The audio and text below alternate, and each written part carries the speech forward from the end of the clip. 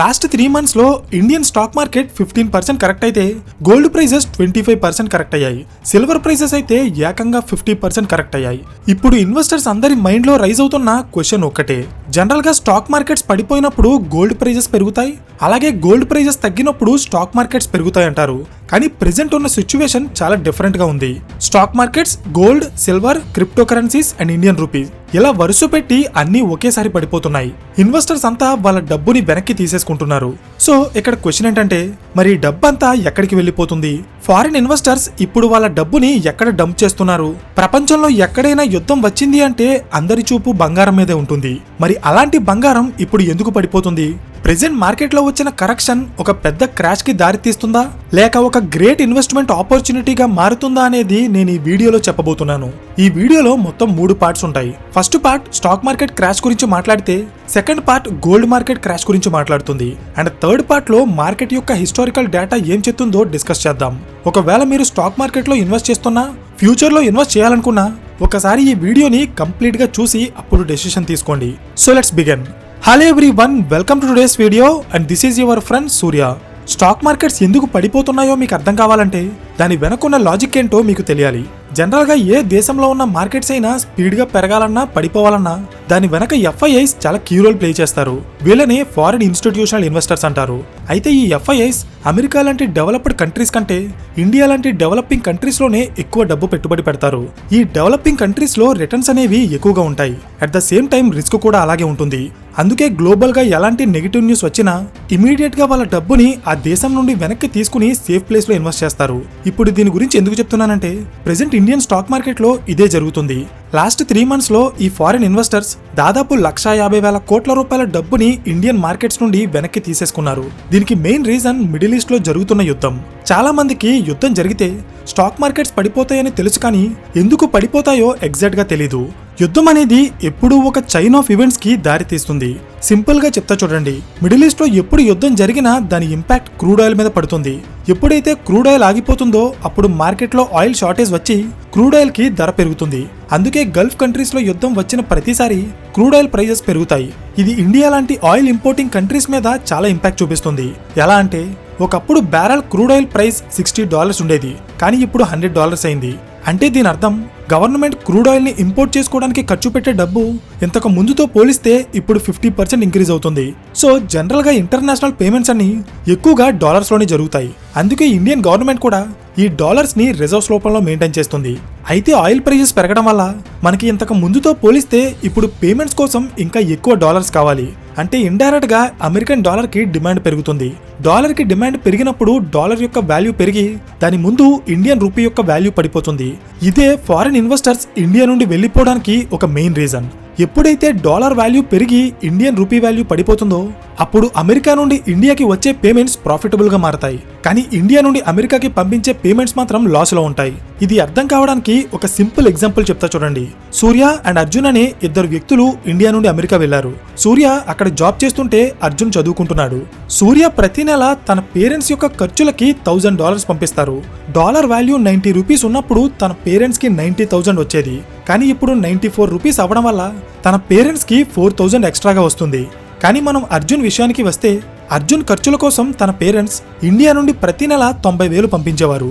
అది అమెరికాలో $1,000 అయ్యేది. కానీ ఇప్పుడు డాలర్ వాల్యూ పెరగడం వల్ల సేమ్ $1,000 కోసం ఇప్పుడు తన పేరెంట్స్ 4,000 రూపాయలు ఎక్స్ట్రాగా పంపించాల్సి వస్తుంది. సో ఇండియా నుండి అమెరికాకి డబ్బు పంపించే వాళ్ళు ఎలా నష్టపోతున్నారో అర్థమైందా? ప్రెజెంట్ ఫారిన్ ఇన్వెస్టర్స్ కూడా ఇదే లాస్ ని ఫేస్ చేస్తున్నారు.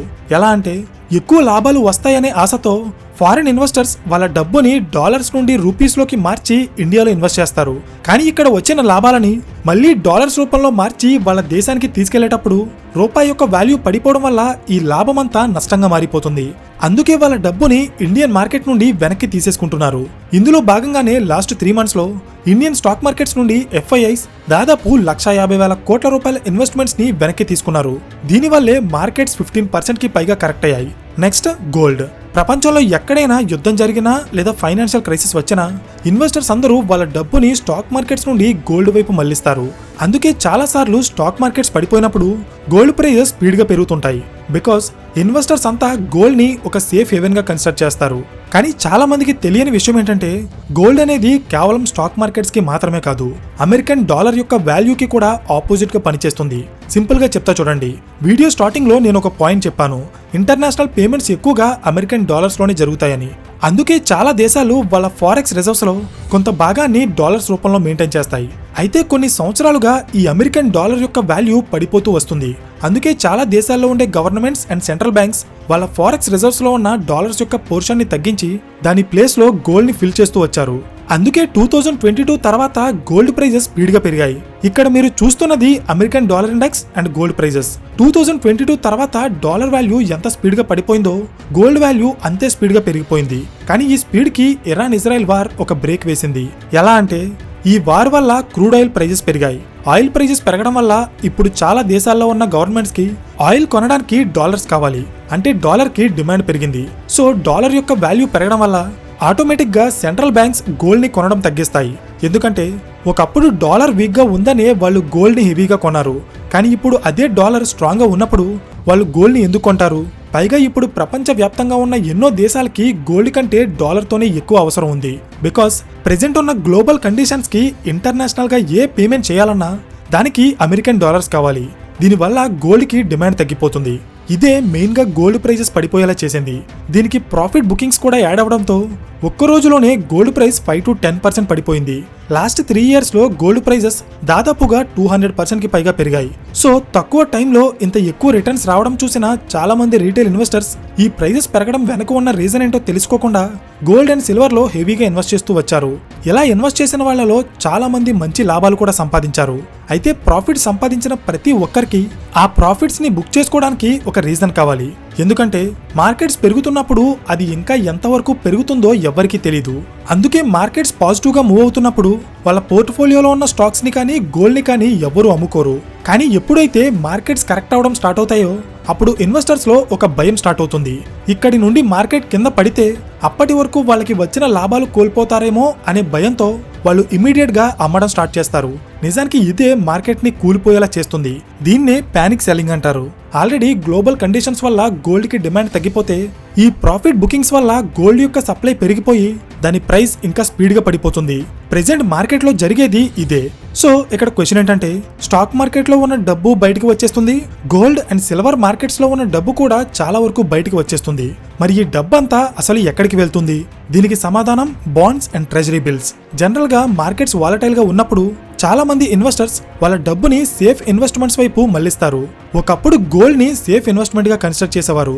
కానీ రీసెంట్ టైమ్స్ లో గోల్డ్ ప్రైస్ భారీగా పెరిగి ఇప్పుడు కరెక్షన్ స్టేజ్ లో ఉండటం వల్ల చాలా మంది investors bonds and treasury bills వైపు వాళ్ళ ఇన్వెస్ట్మెంట్స్ ని మళ్లిస్తున్నారు. ట్రెజరీ బిల్స్ అంటే అమెరికన్ గవర్నమెంట్ కి అప్పు కావాల్సినప్పుడు వాళ్ళు ట్రెజరీ బిల్స్ లేదా టీ బిల్స్ ని మార్కెట్ లోకి రిలీజ్ చేస్తారు. ఆ బిల్స్ కి fixed interest rate and maturity period ఉంటుంది. ఈ బిల్స్ కి డైరెక్ట్ గా గవర్నమెంటే హామీ ఉంటుంది. కాబట్టి ఇలాంటి క్రైసిస్ టైంలో చాలా మంది ఇన్వెస్టర్స్ వాళ్ళ డబ్బుని ట్రెజరీ బిల్స్ అండ్ బాండ్స్ లాంటి డెట్ ఇన్స్ట్రుమెంట్స్ లో పెడతారు. ఎందుకంటే ఇవి సేఫ్ గా ఉంటూ ఫిక్స్డ్ ఇన్కమ్ ని జనరేట్ చేస్తాయి. Next historical data.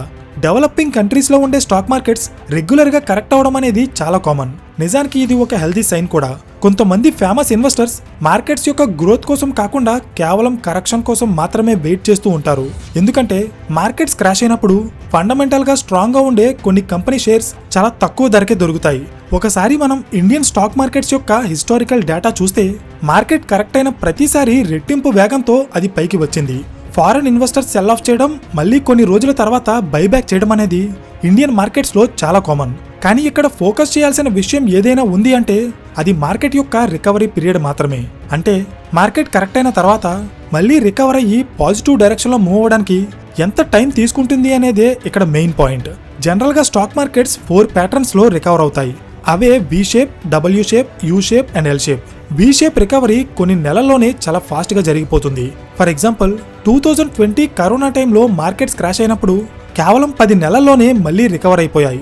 కానీ ఎల్ షేప్ రికవరీకి 10 to 20 years కి పైగా టైం పడుతుంది. ఫర్ ఎగ్జాంపుల్ 1989లో జపనీస్ స్టాక్ మార్కెట్స్ క్రాష్ అయినప్పుడు మళ్ళీ రికవర్ అవ్వడానికి 36 years టైం పట్టింది. దీన్నే ఎల్ షేప్ రికవరీ అంటారు. సో ఇక్కడ పాయింట్ ఏంటంటే ఇండియా లాంటి డెవలపింగ్ కంట్రీస్ లో జనరల్ గా V shape and W shape రికవరీసే ఎక్కువగా కనిపిస్తాయి. హిస్టారికల్ డేటా ప్రకారం మన ఇండియన్ స్టాక్ మార్కెట్స్ క్రాష్ అయిన ప్రతిసారి 2 to 3 years లోనే రికవర్ అయ్యాయి. కానీ 2008లోనే మనకి రికవర్ అవ్వడానికి 6 years టైం పట్టింది. ఒకసారి మనం ప్రెజెంట్ సిచ్యువేషన్ ని గమనిస్తే మార్కెట్స్ ఆల్రెడీ 2 years నుండి రికవరీ మోడ్ లోనే ఉన్నాయి. 2024 సెప్టెంబర్లో నిఫ్టీ ఆల్ టైమ్ హైని టచ్ చేసి దాదాపు 17% కరెక్ట్ అయింది. మళ్ళీ 2026 జాన్లో ఆ హైని టచ్ చేసి 15% కరెక్ట్ అయింది.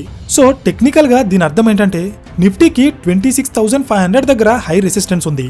అలాగే 22,000 దగ్గర స్ట్రాంగ్ సపోర్ట్ ఉంది. వన్స్ మార్కెట్ ఈ లెవెల్స్ ని క్రాస్ చేసి పైన క్లోజ్ అయితే అప్పుడు మార్కెట్ లో హై మూమెంటం వస్తుంది. ఆ మూమెంటం వచ్చినప్పుడు ఇండియన్ ఇన్వెస్టర్సే కాదు ఫారిన్ ఇన్వెస్టర్స్ కూడా మళ్ళీ పరిగెత్తుకుంటూ వచ్చి మన మార్కెట్స్ లో ఇన్వెస్ట్ చేస్తారు. కానీ కొంతమంది ఎక్స్పీరియన్స్డ్ ఇన్వెస్టర్స్ మాత్రం మార్కెట్ కరెక్షన్ మోడ్ లో ఉన్నప్పుడే మంచి స్టాక్స్ ని సెలెక్ట్ చేసుకుని వాటిలో వాళ్ళ పొజిషన్ ని బిల్డ్ చేసుకుంటూ వస్తారు. దీనివల్ల యావరేజ్ బయింగ్ ప్రైస్ తగ్గి మార్కెట్ పాజిటివ్ డైరెక్షన్ లో మూవ్ అయినప్పుడు ఎక్కువ లాభాలు వస్తాయి. సో ఫైనలీ మార్కెట్లో ఎప్పుడూ 2 రకాల ఇన్వెస్టర్స్ ఉంటారు. ఒకరు కరెక్షన్ ని ఒక అవకాశంగా తీసుకుని తక్కువ ధరకి మంచి స్టాక్స్ ని కొనుక్కుంటే మరొకరు కరెక్షన్ ని ఒక డేంజర్ గా భావించి వాళ్ళ పోర్ట్ఫోలియోని ఖాళీ చేసుకుంటారు. ఇక్కడ వీళ్ళు కరెక్ట్ వీళ్ళు తప్పు అని చెప్పడానికి ఉండదు. వాళ్ళు తీసుకున్న డెసిషనే వాళ్ళ రిటర్న్స్ ని డిసైడ్ చేస్తుంది. సో ఇది ఇండియన్ మార్కెట్స్ యొక్క కరెంట్ సిచ్యువేషన్.